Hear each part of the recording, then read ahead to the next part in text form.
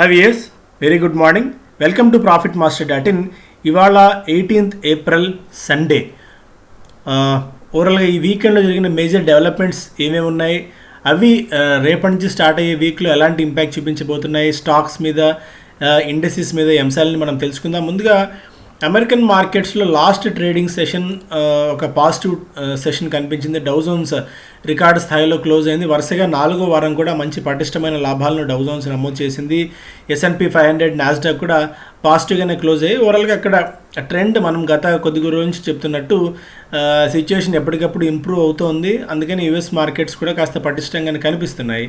అయితే inflationary pressures కాస్త ఎక్కువ ఉన్నాయి కాబట్టి ఈ వీక్లో వచ్చే ఎర్నింగ్స్ మీద దాని ఇంపాక్ట్ ఎలా ఉంటుంది అండ్ ఫెడ్ అక్కడ ఫెడ్ ఎలాంటి నిర్ణయం తీసుకుంటుంది అన్న దాని మీద కొద్దిగా మార్కెట్స్ ఆతృతగా ఉన్నాయి. కానీ ఓవరాల్గా ట్రెండ్ అయితే పాజిటివ్గానే ఉంది. అండ్ యూరోపియన్ మార్కెట్స్ కూడా పాజిటివ్గానే ఉన్నాయి లాస్ట్ క్లోజింగ్. ఏషియన్ మార్కెట్స్ కూడా స్థిరంగానే పాజిటివ్గానే క్లోజ్ అయ్యాయి. ఆయిల్ బ్రెంట్ క్రూడ్ $67 దగ్గర ఉంది. గోల్డ్ ఒక $10 పెరిగి మళ్ళీ 1777 దాకా చేరుకుంది. సో గోల్డ్ ఇక్కడ నుంచి కొద్దిగా అప్సైడ్ వెళ్ళే అవకాశం మనకు కనిపిస్తుంది. వరుసగా gold heads for best week in 4 months. వరుసగా నాలుగు నెలల్లో మంచి వారంగా, అంటే మంచి లాభాల వారంగా ఈ వారం నమోదైంది. ఎందుకంటే మనకి bond yields especially dollar point of వ్యూలో కొద్దిగా అక్కడ నీరసం కనిపిస్తుంది. కాబట్టి US 10-year బాండ్ ఈల్డ్స్ 1.6% దిగువనే ఉన్నాయి. ఇక క్రిప్టో చూస్తేనేమో అక్కడ కొన్ని కంట్రీస్లో మనకి ఎస్పెషల్లీ టర్కీ లాంటి కంట్రీస్లో ఈ క్రిప్టో కరెన్సీని బ్యాన్ చేయడం ఇంపాక్ట్ మనకి బిట్ కాయిన్ మీద కనిపించింది. అందుకే $4,000 వరకు ఒకేసారి కుప్పకూలింది. $65,000 వరకు వెళ్ళింది అనుకున్న బిట్ కాయిన్ అదే వేగంగా వెనక్కి వచ్చింది. ఆల్మోస్ట్ $6,000 వరకు పీక్ నుంచి నష్టపోయింది. బిట్ కాయిన్ ఇప్పుడు యాజ్ ఆఫ్ నో $58,700, $59,000 దగ్గర ట్రేడ్ అవుతుంది. ఇథీరియం 7% డౌన్, లైట్ కాయిన్ కూడా 8 to 9% డౌన్ నష్టాలతో ట్రేడ్ అవుతున్న పరిస్థితి మనం అబ్జర్వ్ చేయవచ్చు. ఇక మన మార్కెట్స్ విషయానికి వచ్చినట్టయితే ఈరోజు ఎకనామిక్ టైమ్స్ సండే ఎడిషన్లో a wave turns to tsunami, some new Covid lessons. So tsunami లాగా ఈ కోవిడ్ కేసులు పెరగడం అనేది మన దేశం మీద ఎలాంటి ప్రభావం చూపిస్తుంది, మనం ఏం నేర్చుకున్న కొత్త పాయింట్స్ ఏంటి, ఇవన్నీ కూడా ఇచ్చారు. అలాగే PM banks and pharma to fix remdesivir supply. So remdesivir and oxygen ఇప్పుడు ఇవే మేజర్గా మన దేశాన్ని ఇబ్బంది పెడుతున్నవి. Shortage of remdesivir and oxygen కొరత, వెంటిలేటర్ల కొరత ఇబ్బంది పెడుతుంది. అయితే దీని మీద మనం ఫోకస్ పెట్టాల్సిన అవసరం ఉంది అని చెప్పి నరేంద్ర మోడీ గారు చెప్తున్నారు. ప్రధాని రెమిడిసివిర్ ధరలు కూడా $2,700 తగ్గించారు వివిధ ఫార్మా కంపెనీలు. అలాగే ప్రభుత్వం నుంచి వచ్చిన ఆదేశాల మేరకు ఫార్మా కంపెనీస్ అన్ని కూడా దీనికి తగ్గట్టు ప్రైస్ కరెక్షన్ చేసినప్పటికీ బ్లాక్ మార్కెట్లో దీనికంటే రెట్టింపు రేట్లో రెమిడిసివిర్ కూడా అమ్ముతున్న పరిస్థితులు మనం చూస్తున్నాం. HDFC Bank Q4 profit surges 18%. Total loans in the quarter grow 14%, led by 22% rise in advances to companies. So profit 18% దాకా పెరిగింది. లోన్స్ అంటే వీళ్ళు ఈ క్వార్టర్లో ఇచ్చిన లోన్స్ కూడా 14% దాకా పెరిగాయి. కంపెనీస్కి ఇచ్చిన అడ్వాన్సెస్ ఒక 22% దాకా పెరిగాయని చెప్పి డేటా మనం చూడొచ్చు. క్రిప్టో బ్యాంక్స్ లాంటివి రావచ్చు. క్రిప్టో కరెన్సీ మన దగ్గర ఉంటే ఆ క్రిప్టో కరెన్సీని మన దగ్గర పెట్టుకొని లోన్లు ఇచ్చే పరిస్థితి కూడా రావచ్చు అని చెప్పి ఒక ఇంట్రెస్టింగ్ పాయింట్ మనం చూస్తున్నాం. ఇక మిగిలిన కంపెనీ స్పెసిఫిక్గా చూస్తేనేమో Glenmark life sciences files papers for IPO with SEBI. So Glenmark ఫార్మాకి చెందిన సబ్సిడరీ సంస్థ గ్లెన్మార్క్ లైఫ్ సైన్సెస్ IPOకి వచ్చేందుకు సెబీకి ప్రాస్పెక్టస్ దాఖలు చేసింది. సో దీనికి సంబంధించిన డీటెయిల్స్ మనకు త్వరలో తెలిసే అవకాశం ఉంది. దాదాపు 11,160 కోట్ల రూపాయల మేర వీళ్ళు సమీకరించవచ్చు అని ఒక దీన్ని బట్టి చూస్తే మనం తెలుస్తుంది. బట్ ప్రైజింగ్ అవన్నీ కూడా మనకు త్వరలో తెలుస్తాయి. HDFC బ్యాంక్ Q4లో మేజర్గా ఏమేమి అంశాలంటే అసెట్ క్వాలిటీ కాస్త స్థిరంగా కనిపిస్తుంది.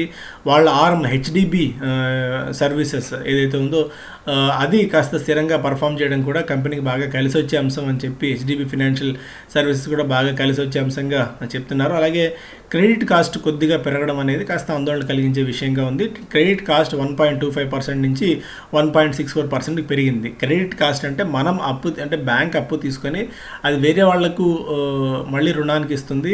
అలా అయితే క్రెడిట్ కాస్ట్ ఉంటుందో అప్పులు అంటే అవసరమైన డబ్బులు, అది ఆ క్రెడిట్ కాస్ట్ పెరుగుతుంది. క్రెడిట్ కాస్ట్ పెరిగినప్పుడు మార్జిన్స్ కూడా ఇంపాక్ట్ అవుతాయి. దాని ఇంపాక్ట్ నెట్ ప్రాఫిట్ మీద కూడా ఉంటుంది.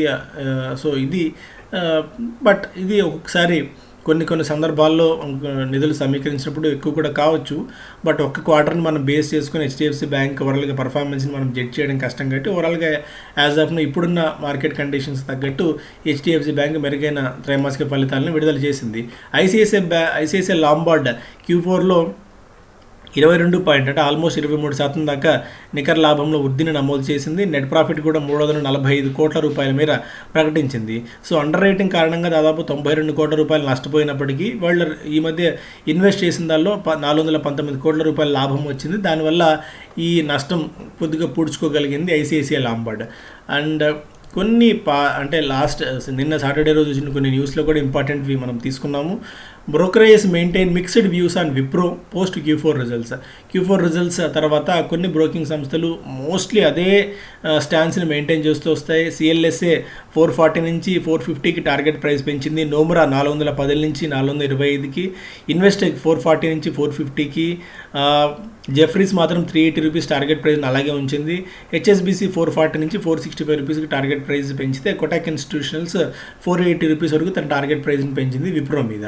Bank rate records slowest rate of growth in 2021. So 2021లో గతంలో ఎప్పుడూ లేని విధంగా 1965 తర్వాత ఈ స్థాయిలో వీక్ డిమాండ్ని బ్యాంక్ క్రెడిట్స్ డేటా బట్టి చూస్తే మనకు అర్థమవుతుంది. ఎందుకంటే బ్యాంక్స్ ప్రస్తుతం ఉన్న పరిస్థితుల్లో కోవిడ్ సిచ్యుయేషన్లో అంత స్థాయిలో, ఎందుకంటే 2021 అన్న నెంబర్ కాబట్టి ఆ స్థాయిలో మనకి లోన్లు తీసుకున్న దాఖలా లేవు, కంపెనీలు అంత ఉత్సాహత చూపించలేదు, అండ్ అంత డిమాండ్ కూడా ఎక్కడ లేదు. కాబట్టి సో బ్యాంకింగ్ కాస్త అవుట్ఫ్లోస్ అనేది లేకుంటే అడ్వాన్సెస్ అనేది కాస్త నీరసించాయి. అయితే ఇదే పరిస్థితి ఈ ఏడాది కూడా కొనసాగుతుందా అన్నది చూడాలి. ఒకవేళ అదే పరిస్థితి క్రెడిట్ ఆఫ్ టేక్ కొద్దిగా పెద్దగా లేకపోయినా, అడ్వాన్సెస్ పెద్దగా లేకపోయినా వాళ్ళకి బ్యాంకింగ్ పరిశ్రమ మీద మాత్రం ఇంపాక్ట్ ఖచ్చితంగా ఉంటుంది. Quess Corp acquires remaining 30% in connect from Tata Sons.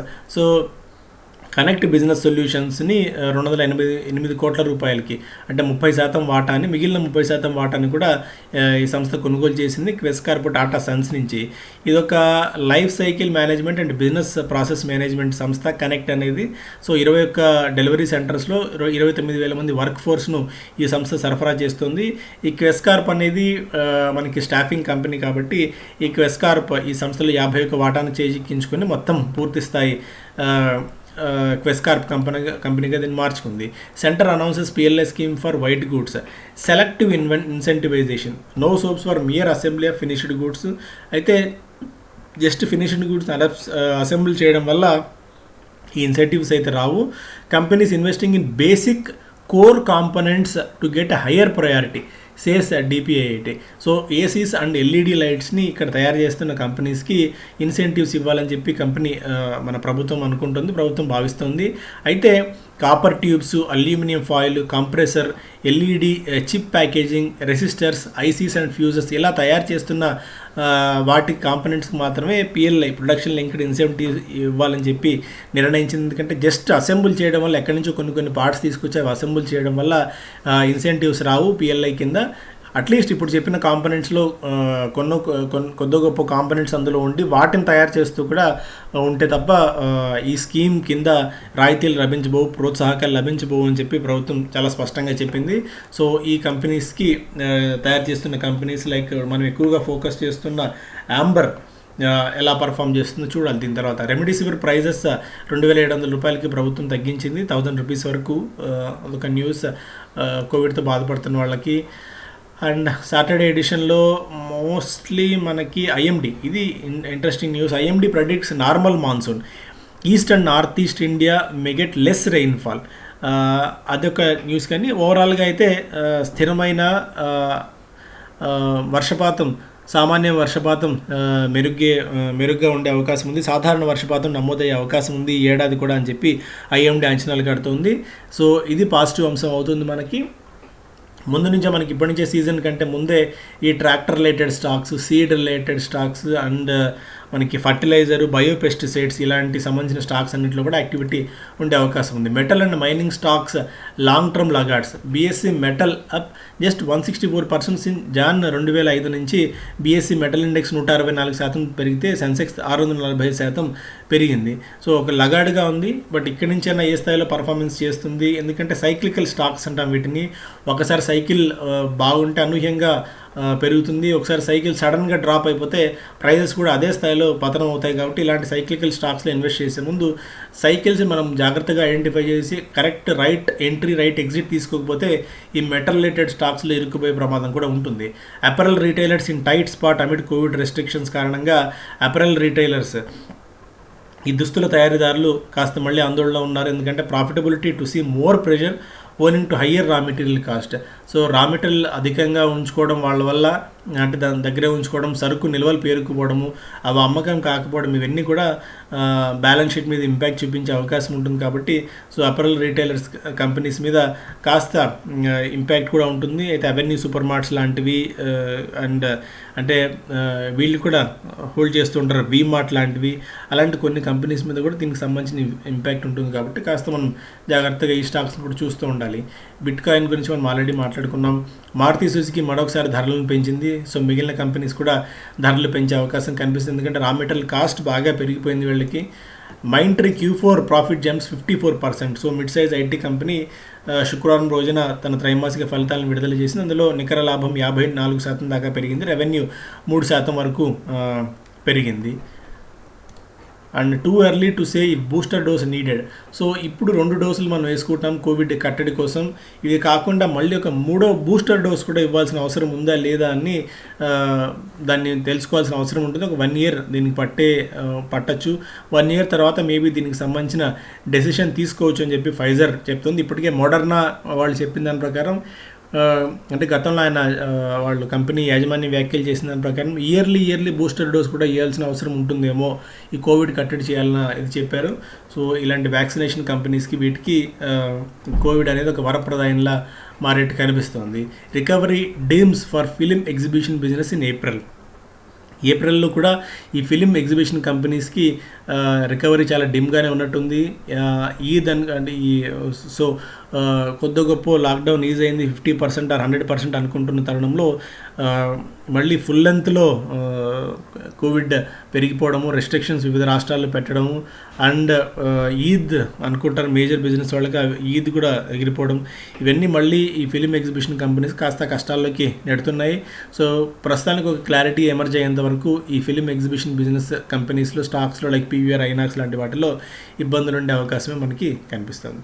So ఇదే మేజర్ న్యూస్. మీ అందరినీ రిక్వెస్ట్ చేస్తున్నట్టు కంటెంట్ నచ్చితే లైక్ చేయండి, షేర్ చేయండి, మరింత మందికి ఇనిషియేటివ్ గురించి తెలియజేయండి. Thank you so much.